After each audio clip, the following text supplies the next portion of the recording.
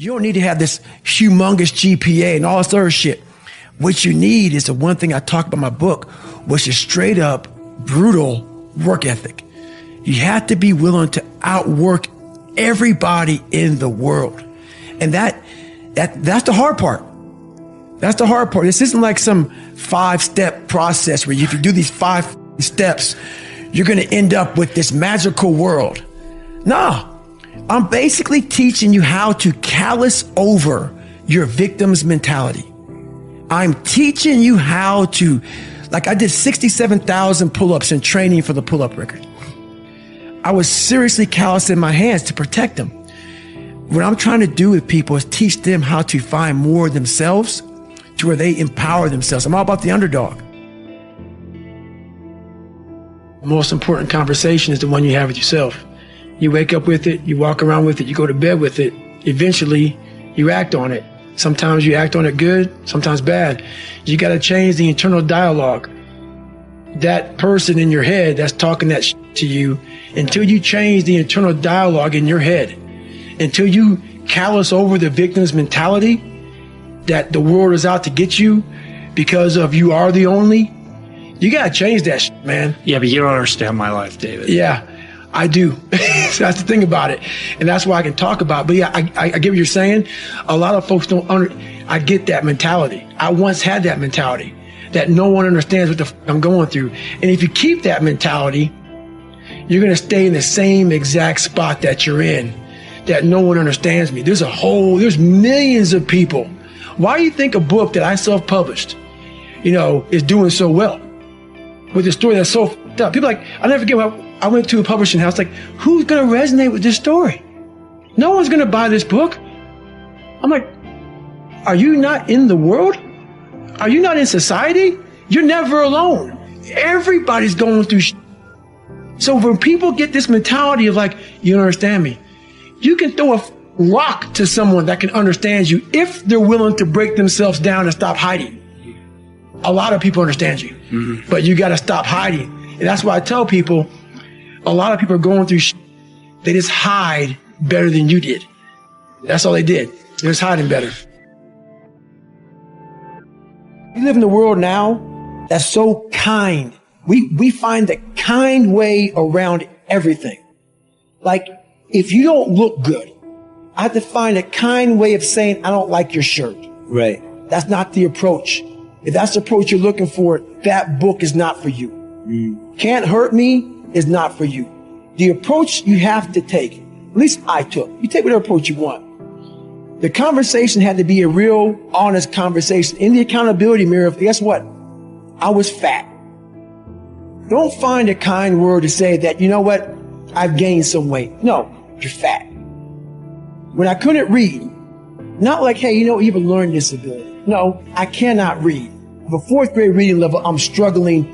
And sometimes I call myself stupid. Not in a way to put myself down.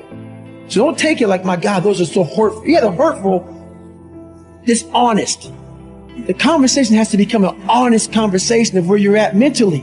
Where am I at mentally? I look like I feel like I'm falling behind in school.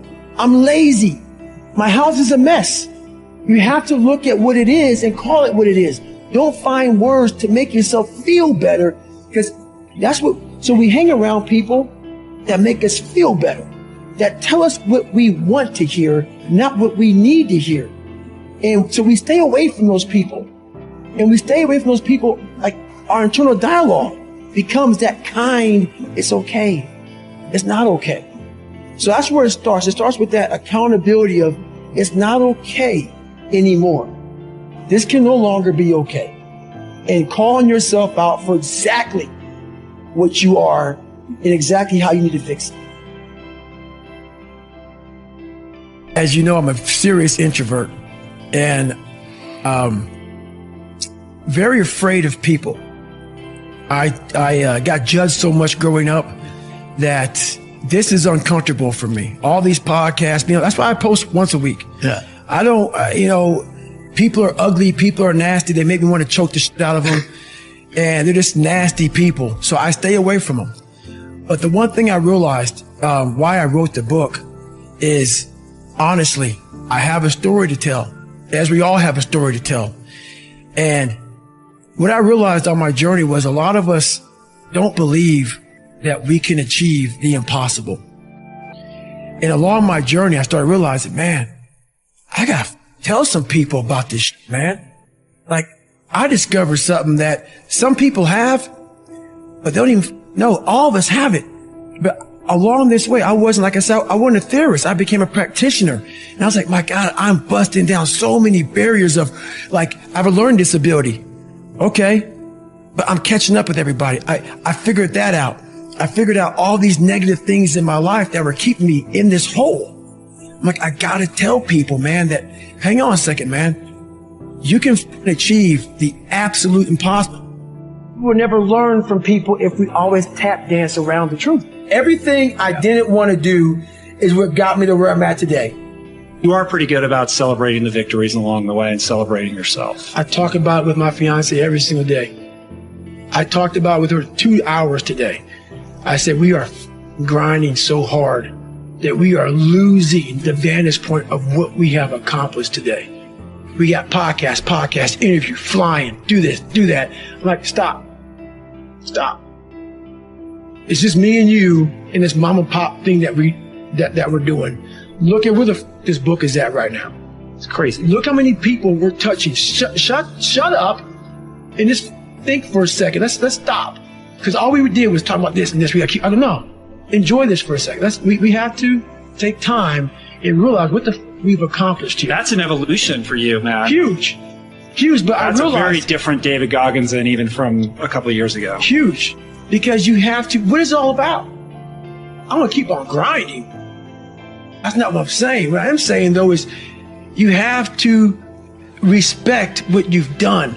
Take a second, not live in it, not sit around and say, I'm good. Sit back and say, let me look at the vantage point now that I'm at. That's why you reset the vantage point. Get the tactical advantage. If you get the tactical advantage too quick and start fighting, you got to take a second to take observation of where I'm at. What have I done? Am I in the right spot? I'm obviously in the right spot right now. Now we can go back to fighting. The world is so noisy. So my conversation now a lot of times is, my God, slow down. Mm-hmm. The world can take you here, be there, be everywhere. And I lose myself sometimes. So I catch myself in the airport. I catch myself in the plane where I'm writing stuff down. Okay, remember this, remember that. And I'll go, hey, hang on a second, Goggins. What got you here? This isn't what got you here. Slow the down. Go back to the quiet place of that dirty mirror in that $7 a month place you used to live in. That's where you grew. So that's what I'm constantly reminding myself of. Go back to your roots. Now, I'm not saying go back to hell. But I'm saying don't forget where you come from as you start to explode out of the gate when you become someone. My conversation is, do not forget your roots. Do not forget your roots. Don't let this become so big that you lose yourself amongst the noise. Go back to the quietness of what made you successful. I used to hate people not liking me. One of the hardest things in the world for me at a young age was, my God, I just want to fit in. I want to fit in. I want you to like me. So that's a horrible place to be in life because you lose yourself.